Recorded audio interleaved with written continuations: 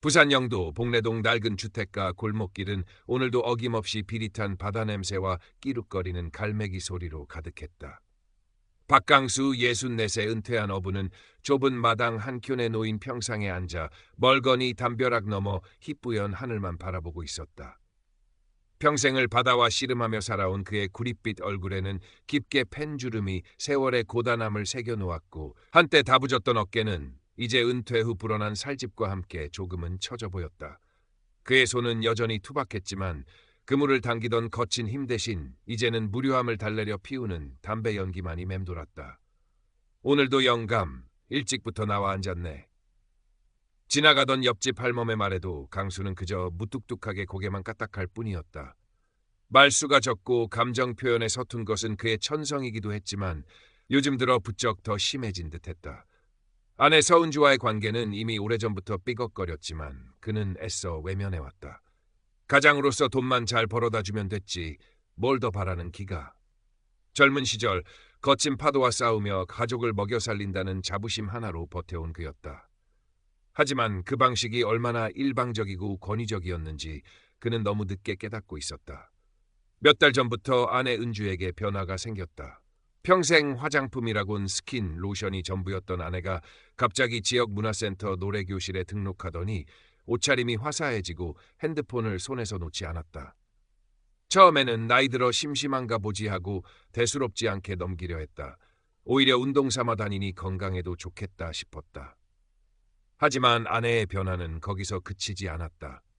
주말이면 노래교실 특별 연습이다, 발표회 준비다 하며 외박하는 날이 잦아졌고 집에 돌아와서도 휴대폰만 들여다보며 실실 웃기 일쑤였다.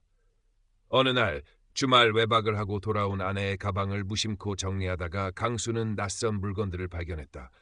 고급스러워 보이는 남성용 향수 샘플과 처음 보는 레스토랑의 영수증이었다. 2인 식사. 심장이 쿵 하고 내려앉는 기분이었다. 설마 아니겠지. 강수는 고개를 저었다. 하지만 한번 피어오른 의심의 씨앗은 걷잡을 수 없이 자라나기 시작했다. 아내가 노래를 흥얼거리는 소리마저 예전처럼 정겹게 들리지 않았다. 그저 낯설고 불안한 소음처럼 귓가를 맴돌았다. 밤이면 아내의 숨소리 하나에도 신경이 곤두섰고 새벽녘 홀로 깨어 뒤척이는 날이 많아졌다. 강수는 아내의 행동 하나하나를 유심히 관찰하기 시작했다. 아내는 마치 그의 시선을 의식이라도 한 듯 휴대폰에 잠금 장치를 걸었고 강수와의 대화를 교묘하게 피했다. 예전에는 살갑지 않아도 필요한 말은 나누던 부부였지만 이제는 투명한 벽이라도 생긴 듯 서로를 스쳐 지나갈 뿐이었다. 강수는 누구에게도 속 시원히 털어놓지 못하고 혼자 끙끙 앓았다. 가슴속에 뜨거운 무언가가 치밀어 올랐지만 그것이 분노인지 배신감인지 아니면 막연한 두려움인지조차 구분하기 힘들었다. 답답한 마음에 아들 지훈에게 전화를 걸어 은근슬쩍 아내의 근황을 물어보기도 했다. 요새 네 엄마 뭐하고 지내더노? 노래교실인가 뭔가에 푹 빠진 것 같던데. 지훈은 대수롭지 않다는 듯 대답했다. 어머니도 이제 취미생활 좀 하셔야죠, 아버지. 평생 저희 뒷바라지만 하셨잖아요. 너무 예민하게 생각하지 마세요. 아들의 말은 틀린 것이 없었지만 강수의 마음을 달래주지는 못했다. 오히려 아무것도 모르는 아들이 안쓰럽기까지 했다. 며칠 뒤 강수는 집 근처 낡은 상가에 있는 최민준의 사진관을 찾았다. 최민준은 강수와 동갑내기로 젊은 시절부터 알고 지낸 유일한 말벗이었다. 사진관 안은 빛바랜 흑백 사진들과 오래된 카메라들이 주는 특유의 냄새로 가득했다. 강수는 최민준에게 술 한잔하자며 두서없이 아내 이야기를 꺼냈다. 아내가 변한 것 같다. 뭔가 이상하다. 하지만 차마 외도라는 말은 입 밖에 내지 못했다. 최민준은 묵묵히 강수의 술잔을 채워주며 그의 이야기를 들어주었다. 한참 후에야 낮은 목소리로 말했다. 사람 마음이라는 게 사진처럼 한순간에 딱 담기는 게 아니라서 오랜 시간 빛바래고 변하는 거 아니겠나. 그의 말은 위로도 조언도 아니었지만 강수는 왠지 모르게 가슴 한구석이 시큰해졌다. 결정적인 사건은 늦가을 스산한 바람이 부는 어느 날 오후에 터졌다. 최민준의 사진관에 잠시 들렀던 강수는 무심코 작업대 위에 놓인 사진 몇 장을 보게 되었다. 아내 은주가 인화를 맡긴 사진들이었다. 그중 한 장. 환하게 웃고 있는 아내의 옆에는 낯선 남자가 다정하게 어깨동무를 하고 있었다. 노래교실 발표회 뒤풀이에서 찍은 듯한 사진이었다. 그 남자의 얼굴, 아내의 표정. 강수는 온몸에 피가 싸늘하게 식는 것을 느꼈다. 손이 부들부들 떨려왔고 숨이 턱 막혔다. 이럴 리가 없다. 강수는 사진을 움켜쥔 채 집으로 달려왔다. 마침 저녁 준비를 하던 아내와 마주쳤다. 그는 아무 말 없이 사진을 아내의 얼굴 앞에 내밀었다. 이게 뭐냐고. 그의 목소리는 생각보다 훨씬 거칠고 낮게 갈라져 나왔다. 은주는 사진을 보고 얼굴이 하얗게 질렸다. 처음에는 당황한 듯 눈만 껌뻑이더니 이내 완강하게 부인하기 시작했다. 당신 지금 뭘 보고 이러는 거예요? 그냥 노래교실 사람들하고 같이 찍은 사진일 뿐이에요. 같이 찍은 사진? 이 남자하고 단둘이 이렇게 다정하게? 내 눈이 삐었는 줄 아나? 강수의 목소리가 점점 커졌다. 은주의 변명은 오래가지 못했다. 강수가 그동안 모아두었던 향수 샘플, 레스토랑 영수증, 그리고 오늘 본 사진까지 들이밀자 은주는 결국 무너져 내렸다. 그녀는 식탁 의자에 주저앉아 흐느끼기 시작했다. 그래요, 맞아요. 하지만 당신은 몰라. 내가 얼마나 외로웠는지. 당신한테 나는 그냥 밥 해주고 집이나 지키는 사람 아니었어? 내 이름 한번 제대로 불러준 적이나 있었냐고. 수십 년간 가슴속에 쌓아두었던 외로움과 원망이 봇물 터지듯 쏟아져 나왔다. 평생 바다 일에 치여 집에 오면 잠자기 바빴던 남편, 살가운 말 한마디 건네지 않았던 남편, 자신의 작은 변화조차 알아채지 못했던 남편에 대한 서러움이었다. 강수는 아내의 울부짖음에 망치로 머리를 맞은 듯 멍해졌다. 아내가 저토록 외로워하고 힘들어하는 동안 자신은 무엇을 했던가. 하지만 그런 생각도 잠시 배신감과 분노가 다시 치밀어 올랐다. 그래서 이런 식으로 다른 놈하고 붙어먹는 게 잘한 짓이가. 40년을 같이 산 사람한테 이럴 수가 있나.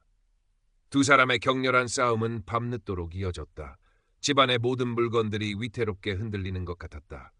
결국 강수는 이혼하자는 말을 내뱉고 말았다.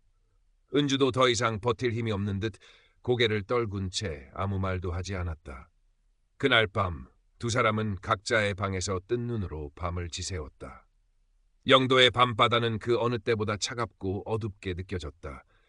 이혼 소송은 생각보다 빠르게 진행되었다.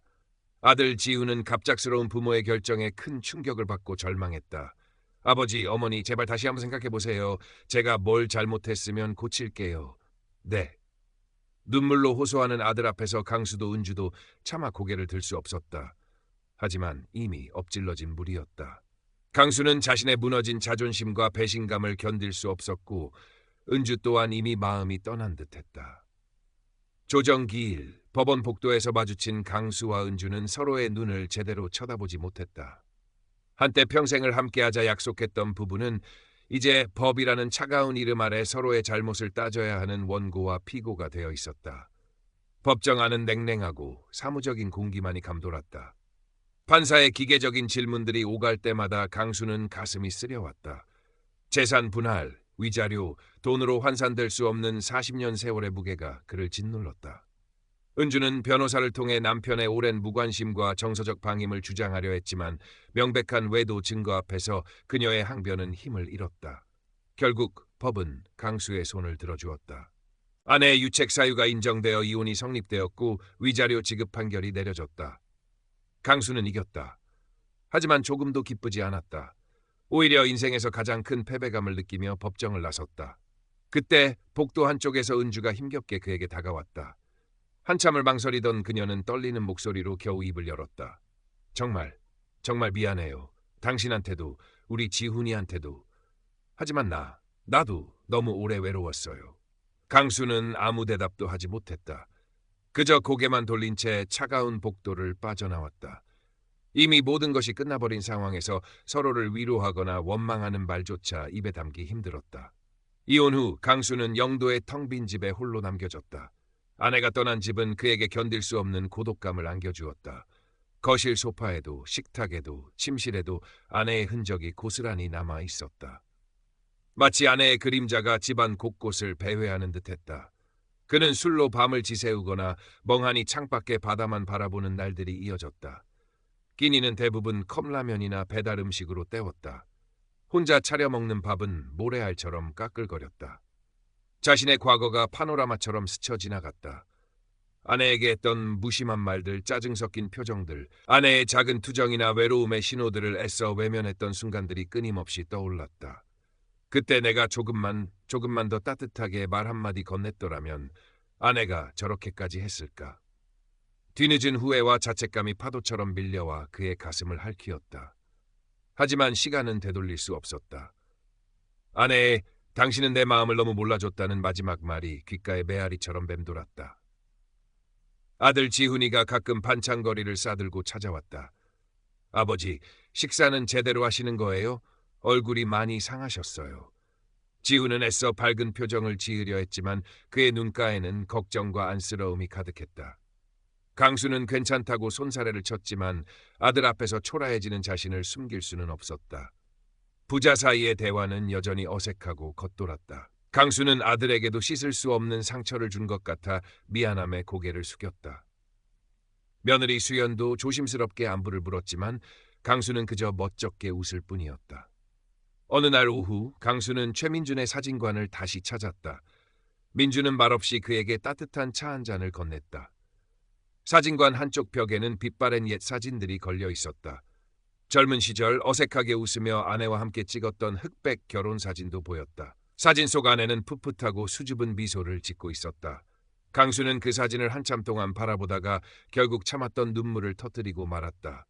어린아이처럼 뜬거리며 우는 강수의 어깨를 민주는 그저 묵묵히 두드려줄 뿐이었다. 다 그렇게 사는 거지 뭐. 후회 없는 인생이 어디 있겠나. 민준의 낮은 목소리가 사진관의 정적을 갈랐다. 시간은 더디게 흘러갔다. 강수는 아주 조금씩 아주 느리게 일상을 회복하려는 미미한 움직임을 보이기 시작했다. 새벽 일찍 일어나 혼자 밥을 차려 먹었고 동네를 산책했다.